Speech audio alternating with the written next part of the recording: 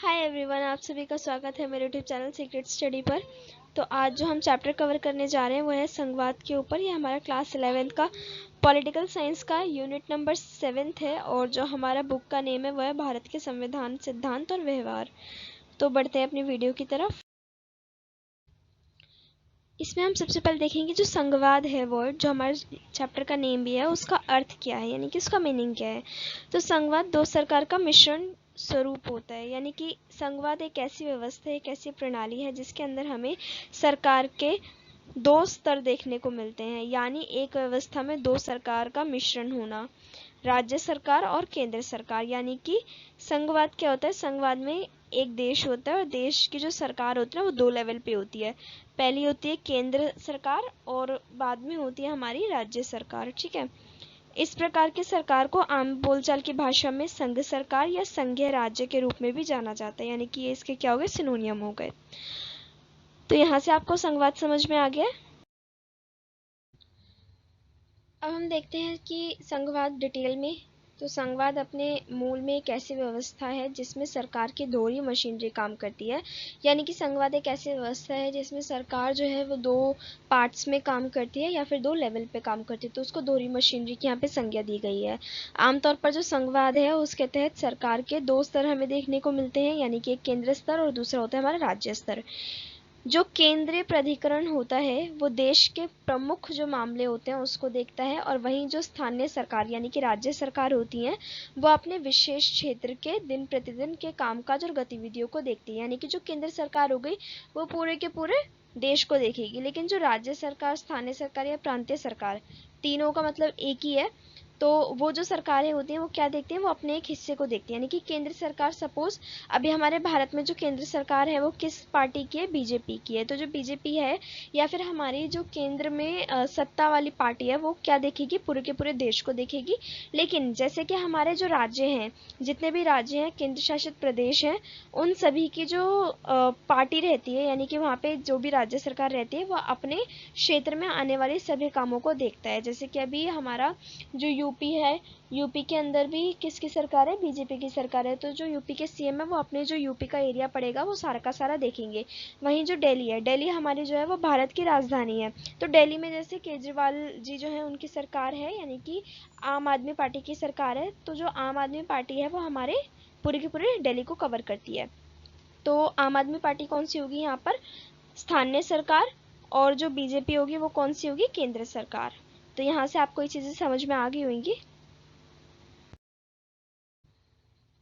अब हम देख लेते हैं कि जो संघवाद है उसकी विशेषताएं हमें देखने को क्या मिलती हैं, यानी कि अगर भारत जैसे देश ने संघवाद को अपनाया है तो कुछ ना कुछ तो स्पेशल रीजंस रहे होंगे। सबसे पहली चीज है इसके अंदर की शक्तियों का विभाजन है। इसमें ऐसा नहीं है कि एक ही सरकार के एक ही पार्ट को सारी की सारी शक्तियां दे दी गई हैं, वो जैसे मर्जी चाहे अपनी मर्जी से चला सकता है, ऐसा नहीं है। हर एक लेवल पे जो शक्तियां हैं उसका बंटवारा किया गया है।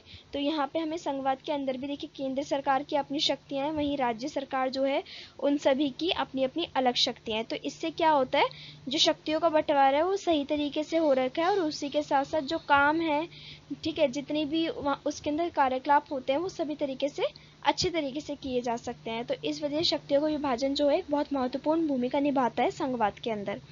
सेकेंड पॉइंट हमें यहाँ देखने को मिलता है कि संविधान सर्वोच्च है।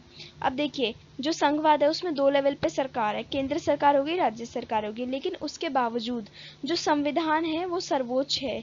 न्यायपालिका हो, कार्यपालिका हो, या फिर हमारी विधायिका हो, या फिर हमारी केंद्र सरकार हो या राज्य सरकार हो, सभी से जो सर्वोच्च है वो कौन है, हमारा संविधान है। सभी को संविधान के अंतर्गत रहकर ही काम करना रहता है। देन हमारा थर्ड पॉइंट हमें देखने को मिलता है कि जो हमारा संविधान है वो लिखित रूप में है।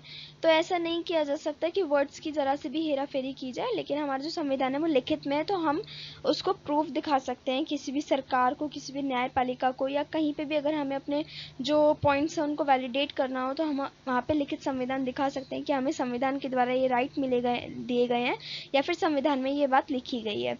तो ये भी एक संविधान की जो विशेषता है ये हमारी संघवाद की विशेषता कही जा सकती है। हमारा 4th पॉइंट बनता है यहाँ पे कि संवैधानिक कठोरता। अब आप लोगों को पता होगा कि जो संविधान है ना उसके अंदर संशोधन करने की भी व्यवस्था की गई है, बट स्टिल जो संविधान में संशोधन करने की प्रक्रिया है वो काफ़ी ज़्यादा जटिल है, जिस वजह से संविधान को कठोर भी कहा जाता है। कई मामलों में संविधान हमें देखने में कठोर भी लगता है और वहीं कई मामलों में हमें वो लचीला लगता है। तो जो संविधान की कठोरता है ये भी संघवाद की विशेषता है, क्योंकि संविधान में जो है वो जल्दी से छेड़खानी नहीं की जा सकती। उसके अंदर अगर हमें संशोधन करना है तो हमें दोनों जो सदन है हमारे विधायिका के, उसके अंदर बहुमत पारित करना रहेगा। उसके बाद ही हम संविधान के अंदर कोई भी चेंजेस ला सकते हैं। तो ये संघवाद में अगर कोई भी ऐसी बहस हो जाती है केंद्र सरकार या राज्य सरकार के अंतर्गत, तो जो संविधान में जो नियम है ना वो उस बहस को सॉर्ट आउट करने में बहुत ज़्यादा हेल्प करते हैं। नेक्स्ट पॉइंट है हमारा न्यायपालिका। न्यायपालिका का आपको पता ही है कि जो न्यायपालिका है वो सिर्फ और सिर्फ संविधान के प्रति उत्तरदायी होती है, और उसके अलावा वो सभी जितने भी यूनिट्स हैं, जितने भी संगठन हैं, उन सभी से स्वतंत्र रूप से काम करती है। यानी कि न्यायपालिका के ऊपर ना कार्यपालिका प्रेशर कर सकती है, ना ही विधायिका प्रेशर कर सकती है, और ना ही कोई भी तरीके की सरकार इस पर प्रेशर डाल सकती है। न्यायपालिका सिर्फ और सिर्फ उत्तरदायी रहती है संविधान के प्रति। तो ये भी हमारी संघवाद की एक विशेषता है, क्योंकि जो न्यायपालिका होती है वही सॉर्ट आउट करती है अगर राज्य सरकार और केंद्र सरकार के बीच में कोई भी मसला हो जाता है तो इसलिए न्यायपालिका का जो भूमिका रहता है वो काफ़ी ज़्यादा इंपॉर्टेंट रहता है संघवाद के अंदर। हमारा जो लास्ट पॉइंट है वो है द्विसदनीय विधायिका। अब संघवाद के अंदर हमें जैसे दो तरीके की हमें सरकार देखने को मिलती है, केंद्र सरकार और राज्य सरकार। उसी तरीके से जो हमारा विधायिका होती है, विधायिका भी 2 सदन में है हमारे पास, यानी कि लोकसभा और राज्यसभा। तो कोई भी अगर हमें कानून पारित करना होता है तब हम दोनों जो हमारे सदन है उसकी बहुमत देखते हैं। तो इससे क्या होता है, जो हमारी जो व्यवस्था है उसमें हर चीज़ में 2 पार्ट्स हैं। अगर हम संघवाद देखें उसमें भी हमें 2 तरीके की सरकार मिल रही है, और वहीं अगर हम शासन प्रणाली देखें तो उसमें भी हमें 2 प्रकार का अलग अलग सदन हमें देखने को मिल रहा है। तो इससे क्या होता है, इससे एक ही फैसले पे ज़्यादा बार विचार किया जाता है, उसके अंदर जो भी दोष होते हैं उनको सुधारा जा सकता है। तो ये भी हमारे संविधान में बहुत अच्छी चीज़ दी गई है कि 2 सदन का उपयोग किया गया है विधायिका के अंदर, जो कि हमारे संघवाद की भी विशेषता हमें देखने को मिलती है। तो अब हमारा जो नेक्स्ट टॉपिक रहेगा वो रहेगा शक्तियों का विभाजन। यानी कि अगर संघवाद में 2 तरीके के हमें 2 स्तर पर सरकार देखने को मिल रही है तो दोनों की जो शक्तियाँ होंगी वो भी अलग अलग होंगी, कुछ ना कुछ तो डिफरेंस रहेगा ही। तो केंद्र सरकार और जो राज्य सरकार होती है दोनों की जो शक्तियों का विभाजन है वो स्पष्ट और संतुलित नहीं है, यानी कि उसके अंदर हमें डिफरेंस देखने को मिलता है। केंद्र के पास राज्यों की तुलना में अधिक शक्तियां हमें देखने को मिलती हैं, और संसाधन भी जो है वो केंद्र सरकार के पास ज़्यादा होते हैं राज्य सरकार के मुकाबले। और वह राष्ट्रपति शासन, राज्यपाल की भूमिका, केंद्र कानून आदि विभिन्न माध्यम से उनके मामलों में हस्तक्षेप कर सकता है। यानी कि अगर केंद्र सरकार चाहे तो वो राज्य सरकार के किसी भी मामले में हस्तक्षेप कर सकती है, क्योंकि उसके पास ज़्यादा राइट्स हैं। राज्यों के पास अपने स्वयं के विकास और कल्याण नीतियों के आगे बढ़ाने के लिए सीमित स्वायत्तता एवं वित्तीय अवसर मौजूद होते हैं। अब आपको पता होगा अगर राज्य सरकार को कोई भी अच्छा काम करना हो, कोई भी विकास करना हो, या अपने क्षेत्र में कुछ भी ऐसा एक्टिविटी करना हो जिसमें पैसे की ज़रूरत है, तो उसमें बजट पेश करेगा, ठीक है। और कैसे होगा, वो भी केंद्र सरकार का उसमें हामी होना चाहिए। अगर केंद्र सरकार बोलेगी कि हाँ आपको इतना पैसा अलॉट किया जाएगा या इतना संसाधन आप उपयोग कर सकते हैं, तो जो राज्य सरकार होगी वो उतने ही संसाधन उपयोग करेगी, उससे ज़्यादा वो नहीं कर सकती है। तो जो केंद्र सरकार है वो वित्तीय रूप से भी किसके ऊपर डिपेंडेंट रहती है, केंद्र सरकार के ऊपर डिपेंडेंट रहती है। तो जो अगर हम शक्तियां भी देखें तो मोटा मोटा अगर हम यहाँ पे देख ले तो जो राज्य सरकार है उसके पास केंद्र सरकार की तुलना में थोड़ी सी कम शक्तियां हैं।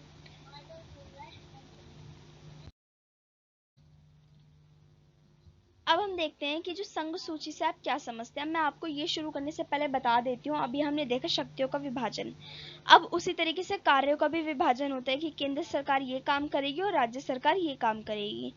तो इसी काम को ना संविधान के अंदर सूचियों के रूप में दर्शाया गया है, यानी कि उस काम के जहाँ पे वो काम मेंशन है ना उसके समूह को सूची कहा गया है।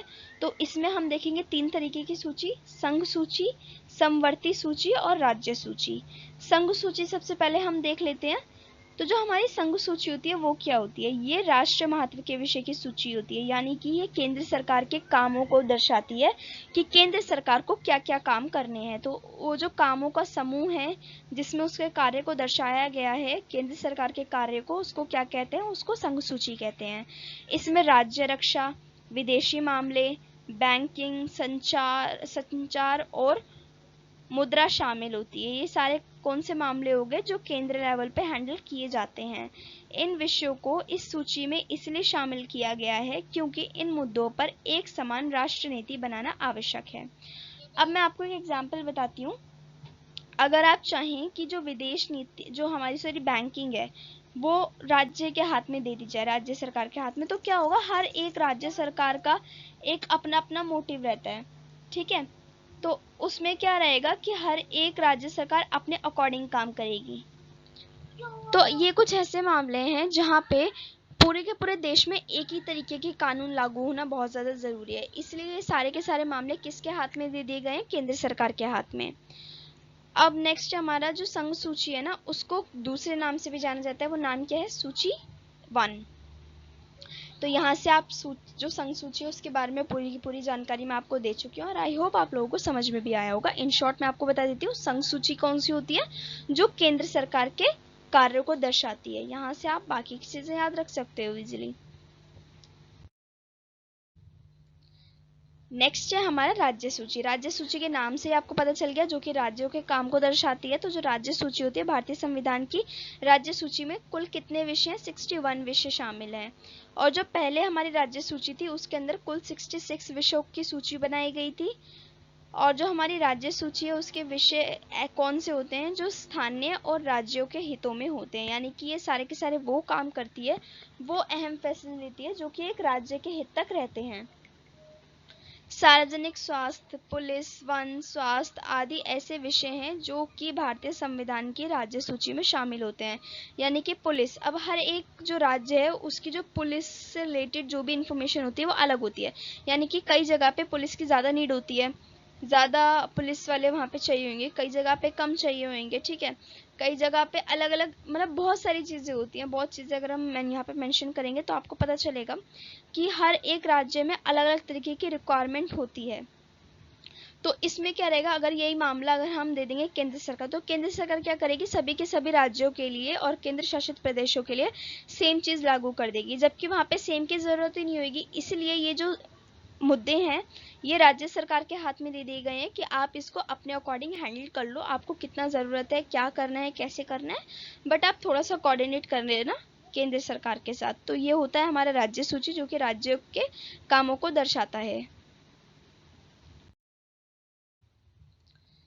अब मैं आपको बताऊंगी समवर्ती सूची। समवर्ती सूची क्या होती है? अभी हमने संघ सूची पढ़ ली जो कि केंद्र सरकार को दर्शाती है, राज्य सूची पढ़ ली जो कि हमारी राज्य सरकार को दर्शाती है। अब हम देखेंगे समवर्ती सूची। समवर्ती सूची क्या होती है? जिसके अंदर केंद्र सरकार और राज्य सरकार दोनों के कुछ ऐसे विषय दे रखे होते हैं जिसमें दोनों अपने फैसले ले सकते हैं।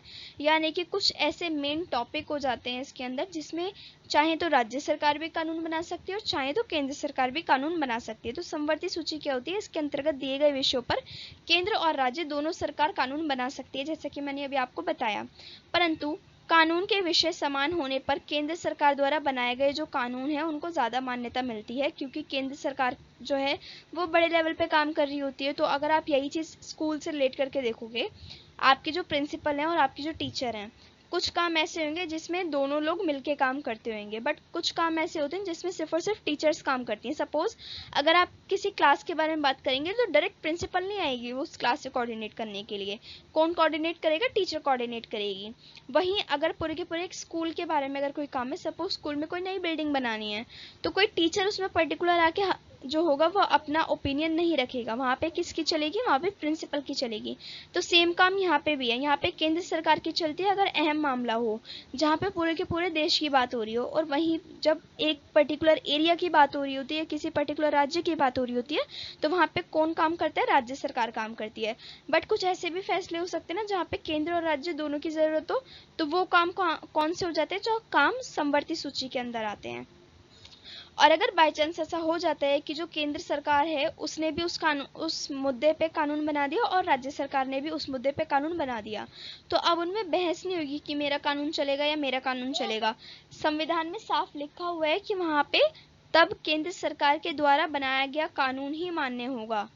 ये चीज हमारे संविधान में मेंशन है। राज्य सरकार द्वारा बनाया गया जो कानून है वो केंद्र सरकार के कानून बनाने के साथ ही समाप्त हो जाएगा। यानी कि ऐसा अगर कभी हो जाता है तो जो केंद्र सरकार है उसके कानून को मान्यता दे दी जाएगी और जो राज्य सरकार है उसका जो द्वारा बनाया गया कानून है वो वहीं समाप्त कर दिया जाता है। तो हमारा ये हो गया समवर्ती सूची। अगेन मैं आपको बता देती हूँ, राज्य सूची जिसके अंदर राज्य के काम मेंशन होते हैं, संघ सूची जिसके अंदर केंद्र के काम मेंशन होते हैं, और समवर्ती सूची ऐसे काम जिसमें केंद्र सरकार और राज्य सरकार दोनों मिलकर काम करती हैं। आई होप आपको समझ में आ गया होगा। अब हम यहाँ पे देखेंगे कि जो भारतीय संविधान है उसके संघात्मक होने के क्या लक्षण हैं। तो देखो, संविधान जो है वो सर्वोच्च है सबसे पहले हमारे इंडिया के अंदर, तो ये एक बहुत बड़ा प्लस पॉइंट बन जाता है हर एक चीज में। अगर आपने नोटिस किया होगा ना, तो पॉलिटिकल साइंस में अगर आप कुछ भी पढ़ रहे हो, आप चाहे लोकतंत्र पढ़ लो, चाहे आप शासन प्रणाली पढ़ लो, ठीक है, उसके अलावा अगर आप प्रधानमंत्री के बारे में पढ़ लो, राष्ट्रपति के बारे में पढ़ लो, सबसे पहला पॉइंट यही आता है कि जो संविधान है वो सर्वोच्च है, क्योंकि हमारे इंडिया में संविधान से ऊपर कोई चीज नहीं है। तो अगर हमारे भारत में जो सरकार है वो संघात्मक है ना, तो वो भी क्यों है? क्योंकि हमारा जो संविधान है सर्वोच्च है। संविधान के अंतर्गत ही रह के सब काम करेंगे, तो कोई भी बहस होना, कोई भी मसला खड़े होने का कोई सवाल ही नहीं पैदा होता। नेक्स्ट पॉइंट है हमारा, संविधान के द्वारा केंद्र सरकार और इकाइयों की सरकारों में शक्ति का विभाजन। यानी कि हमारे संविधान में ऑलरेडी मेंशन है कि कौन सा काम राज्य सरकार करेगी, कौन सा काम केंद्र सरकार करेगी, और कहाँ पे ये दोनों लोग मिलकर कानून बना सकते हैं, जैसे कि अभी हमने इससे प्रीवियस स्लाइड्स में देख भी लिया। तो इसलिए हमारा जो संघात्मक लक्षण है, जो हमारी संघात्मक सरकार है, वो सही तरीके से काम कर पाती है। नेक्स्ट पॉइंट है हमारा लिखित और कठोर संविधान। यानी कि ऐसा नहीं है कि संविधान सिर्फ मौखिक रूप में प्रस्तुत है। हमारा जो संविधान है वो लिखित है, और साथ ही साथ उसमें चेंजेस करना भी बहुत मुश्किल है। तो अगर कभी ऐसा हो जाता है कि जो संघ सरकार है वो ठीक तरीके से काम नहीं कर पा रही है, तो वो किसकी मदद लेती है? हमारे संविधान की मदद ले लेती है ऐसे कामों में। नेक्स्ट पॉइंट है हमारा स्वतंत्र एवं उच्चतम न्यायपालिका। यानी कि जो हमारा न्यायालय है, यानी कि न्यायपालिका है, यानी कि कोर्ट है, वो क्या होगा? वो सबसे ज्यादा हाई रहता है। उसके अंदर ना कोई सरकार हस्तक्षेप कर सकती है, ना कोई राजनीतिक दल हस्तक्षेप कर सकता है, और ना ही हमारी जो विधायिका है या कार्यपालिका है वो हस्तक्षेप कर सकती है। जो न्यायपालिका है वो सिर्फ और सिर्फ हमारे संविधान के प्रति उत्तरदायी होती है। तो कोई भी अगर दिक्कत आती है शासन चलाने में, प्रशासन चलाने में, तो न्यायपालिका जो है वो उनके अगेंस्ट भी जा सकती है, और बिल्कुल निष्पक्ष न्याय वहां पे देखने को हमें मिलेगा। तो जो संविधान है उसमें लिखा हुआ है कि जो न्यायपालिका है वो स्वतंत्र है, और स्वतंत्र न्यायपालिका होने की वजह से ही हमारे देश में संघात्मक जो कार्य चल रहे हैं, जो संघात्मक राज्य चल रहे हैं, वो सही तरीके से चल पा रहे हैं। द्विसदनीय व्यवस्था व्यवस्थापिका। यानी कि व्यवस्थापिका का क्या मतलब हो गया? यहाँ पे विधायक का ही मतलब हो गया कि जो हमारे संसद है वो द्विसदनीय है, यानी कि एक लोकसभा और दूसरा राज्यसभा। तो संघ सरकार में जैसे एक केंद्र सरकार और दूसरी राज्य सरकार है, तो उसमें शासन चलाने का काम दोनों सही तरीके से कर पाती हैं। उसी तरीके से जो कानून बनाने हैं या कोई कानून खत्म करना है, उसके मामले में भी दो सदन विचार करते हैं, तो उसके अंदर कोई भी दोष आना एक तरीके से नामुमकिन हो जाता है। नेक्स्ट है हमारा दोहरी शासन प्रणाली। दोहरी शासन प्रणाली है ना, क्योंकि एक राज्य सरकार, दूसरा हमारा केंद्र सरकार, तो दोनों के दोनों जो सरकार है वो किसके लिए काम कर रही है? हमारे देश के लिए काम कर रही है। तो इससे क्या है, शासन दो प्रकार से हो रहा है, दो बार किया जा रहा है, तो शासन सही तरीके से होता है ऐसे।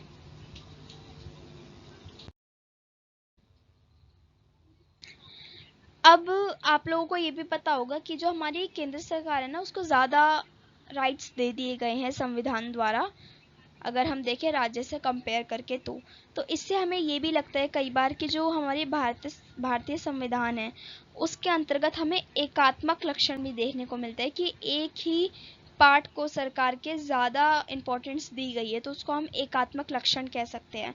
तो ऐसा हमें क्यों लगता है? क्योंकि ऐसा ना क्वेश्चन आ सकता है कि भारतीय संविधान के एकात्मक लक्षण को बताइए, या फिर ऐसा भी पूछा जा सकता है कि जो भारतीय संविधान है उसमें संघवाद की जगह एकात्मक लक्षण हमें देखने को मिलते हैं, तो वो कौन से लक्षण है, ऐसे करके कुछ भी क्वेश्चन पूछा जा सकता है। तो हम कुछ वो भी पॉइंट्स देख लेते हैं।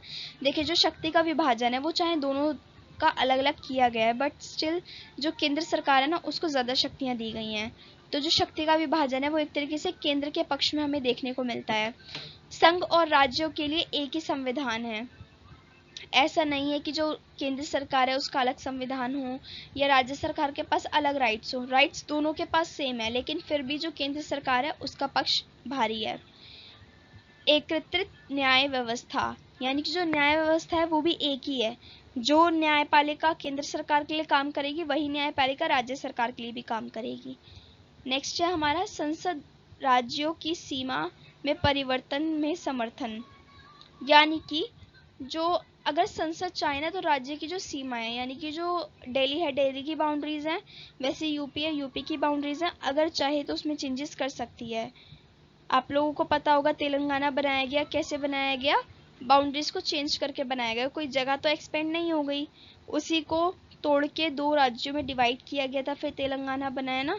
तो इसमें कैसे किया गया था? ये जो हमारी संसद है उसमें पहले बिल पारित किया गया था, उसके बाद जो है हमारा तेलंगाना बनाया गया था।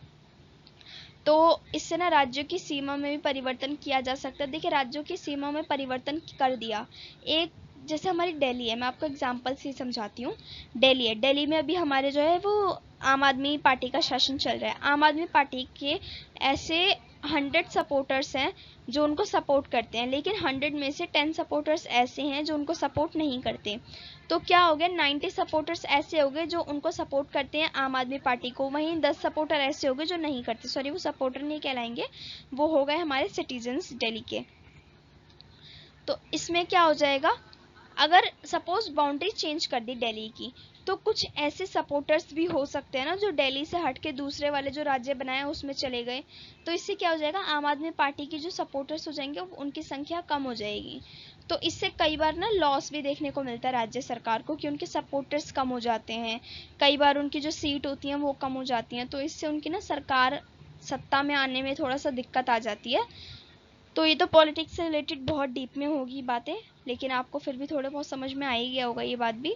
नेक्स्ट है हमारा भारतीय संविधान में संकट काल में एकात्मकता, यानी कि जब हमारी इमरजेंसी लगती है, ऐसा कुछ इमरजेंसी आ जाता है जिसके अंदर हमारी जो राज्य सरकार है ना उसको हटा के सीधा केंद्र सरकार का शासन कर दिया जाता है। आपको पता होगा इमरजेंसी जब लगाई गई थी इंदिरा गांधी द्वारा, तब उसमें भी क्या हुआ था, डायरेक्ट राष्ट्रपति शासन भी लगा दिया गया था, लेकिन जो राष्ट्रपति होते हैं वो प्रधानमंत्री की ही सलाह पर ये सारा काम करता है। तो इससे क्या होता है, केंद्र सरकार जो होती है वो तो फिर भी शक्तिशाली रहती है, लेकिन जो राज्य सरकार होती है ना उनकी शक्तियां बिल्कुल जब्त कर ली जाती हैं। तो इससे भी लॉस किसको होता है, राज्य सरकार को होता है। मूलभूत विषयों में एक रूपता, ये इसका प्लस पॉइंट भी बनता है कि कुछ ऐसे बेसिक पॉइंट्स आ जाते हैं जहाँ पे एक तरीके के फैसले लिए जाते हैं, एक तरीके के कानून बनाए जाते हैं। तो कई बार ऐसे विषय हो जाते हैं जहाँ पे ज़रूरत भी नहीं होती एक तरीके से रहने की, लेकिन फिर भी सेम कानून बना दिए जाते हैं। तो इससे हमें लॉस भी देखने को मिलता है और कुछ बेनिफिट्स भी हमें देखने को मिलते हैं। नेक्स्ट है हमारा राज्यों के राज्यपाल की नियुक्ति राष्ट्रपति द्वारा। अब आपको पता होगा जो हमारे हर एक राज्य का ना एक राज्यपाल होता है, और राज्यपाल की जो नियुक्ति करता है वो कौन करता है, राष्ट्रपति करता है। तो एक तरीके से जो केंद्र सरकार है ना वो कहीं ना कहीं राज्यपाल के द्वारा जो हमारी राज्य सरकार है उसके अंदर हस्तक्षेप करती हैं। तो इससे भी क्या देखने को मिलता है कि जो राज्य हैं उसमें भी कहीं ना कहीं केंद्र सरकार का हस्तक्षेप हो रहा है। तो इससे एकात्मक लक्षण हमें देखने को मिलता है संघवाद के अंतर्गत। नेक्स्ट हमारा आर्थिक दृष्टि से जो राज्य सरकार है वो केंद्र पर निर्भर रहती हैं। अगर उनको पैसा चाहिए, संसाधन चाहिए, तो उन्हें किससे अपील करनी पड़ेगी, केंद्र सरकार से अपील करनी पड़ेगी। उसके बाद हमारा नेक्स्ट पॉइंट है संविधान के संशोधन में संघ को अधिक शक्तियां प्राप्त होना। अगर संविधान में कोई भी संशोधन करना है तो जो हमारी संघीय सरकार है, यानी कि हमारी जो केंद्र सरकार है ना उसको ज़्यादा राइट प्राप्त होते हैं उसमें, लेकिन जो हमारी राज्य सरकार होती है ना वो थोड़ा बहुत तो हस्तक्षेप करती हैं, अपने पॉइंट रखती हैं, लेकिन जो वैलिड पॉइंट माने जाते हैं, जिनको मान्यता दी जाती है, वो केंद्र सरकार के पॉइंट्स को दी जाती है।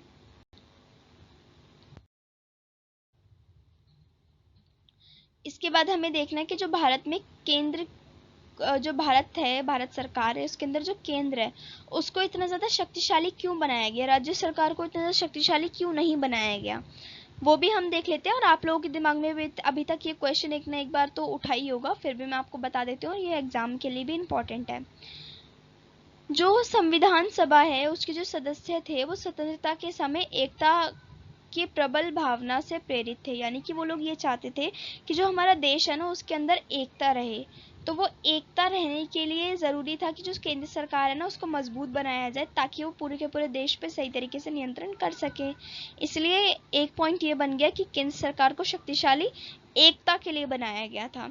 नेक्स्ट पॉइंट है, इसके लिए राष्ट्र की एकता राज्यों की स्वायत्तता से अधिक थी, यानी कि जो हमारी संविधान सभा थी ना उसके लिए राष्ट्र की एकता बहुत ज़्यादा ज़रूरी थी, क्योंकि ऑलरेडी जो भारत था ना वो पाकिस्तान से अलग हो चुका था। तो जो एक तरीके से पाकिस्तान तो हमारे भारत का ही पार्ट था, अब क्या हुआ, भारत का विभाजन हो गया।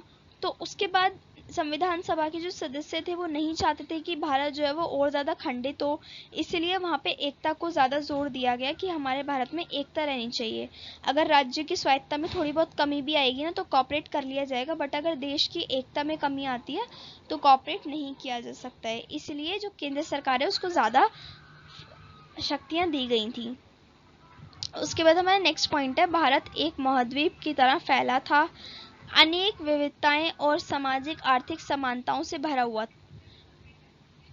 संविधान निर्माता शक्तिशाली केंद्र सरकार के माध्यम से उन विविधताओं तथा समानताओं को समस्याओं को निपटाना चाहते थे। अब देखिए भारत है, भारत में क्या है, बहुत सारे अलग अलग रिलीजन, अलग अलग वेशभूषा वाले, ठीक है, जिनकी भाषाएं अलग है, रहन सहन अलग है, खान पीन अलग है, बहुत ऐसे लोग रहते हैं। तो ऐसे में क्या होता है ना कि कई बार इसी चीज़ को लेके, चाहे रिलीजन रख लो आप, लैंग्वेज रख लो, या हमारा जो खाने पीने का रहन सहन का तरीका होता है ना उसको रख लो, कई बार इन चीज़ों को लेके ना राज्यों के बीच में ही विवाद पैदा हो जाते हैं।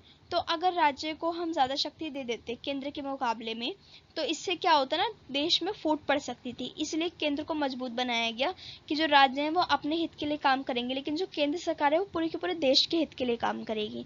तो यहाँ से जो मोटा मोटा हमें समझ में आया और आपको भी समझ में आया वो क्या है, यहाँ पे सिर्फ और सिर्फ एकता की बात की गई है कि देश में एकता होना बहुत ज़्यादा ज़रूरी है। उसके बाद जो हमारा नेक्स्ट पॉइंट है वह भारतीय संविधान के समक्ष प्रमुख चुनौतियां। अब देखो भारत इतना बड़ा देश है, इतनी सारी यहाँ पे आबादी है, ठीक है, और उसके बाद भी जो प्रशासन है वो हम इतने अच्छे तरीके से चला पा रहे हैं।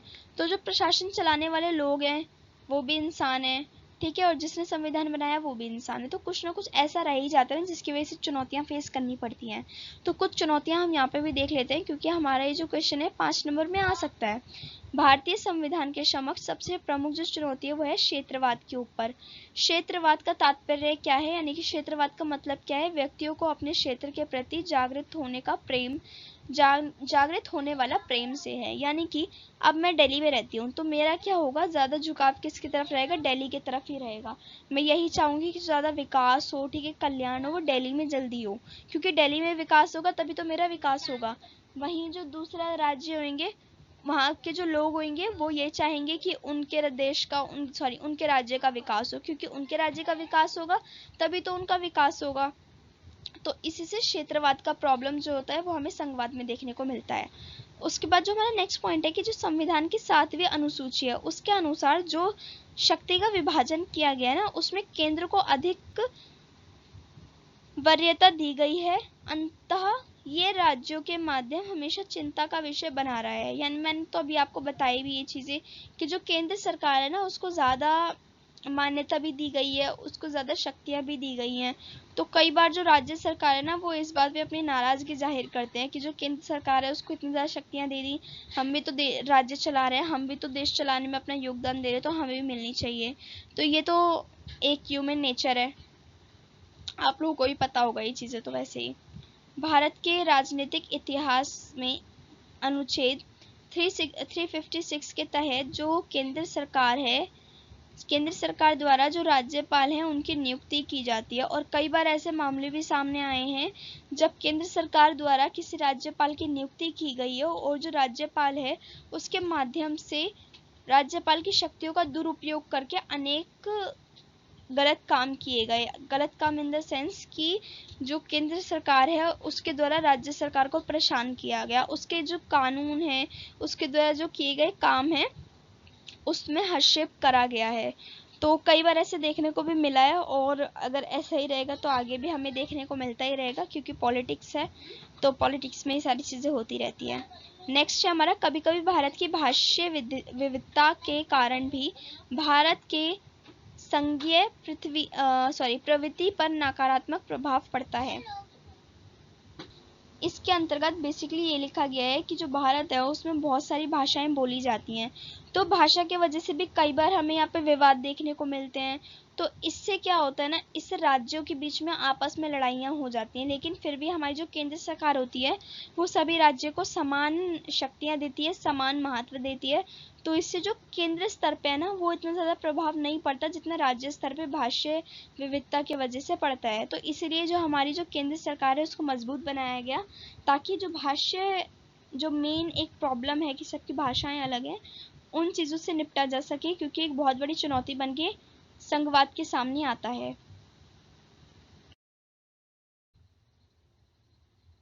तो इसी के साथ हमारा जो चैप्टर है वो यहाँ पे कंप्लीट हो जाता है। आपको सारे नोट्स मैंने प्रोवाइड कर ही दिए हैं। Thanks for watching my video. आपको ये वीडियो अच्छा लगा हो तो आप इसको लाइक कीजिएगा, अपने सभी फ्रेंड्स के साथ शेयर कीजिए, और अगर कोई सजेशन हो या कोई डाउट हो तो आप मुझे कमेंट बॉक्स में कमेंट करके पूछ सकते हैं। Don't forget to subscribe my YouTube channel.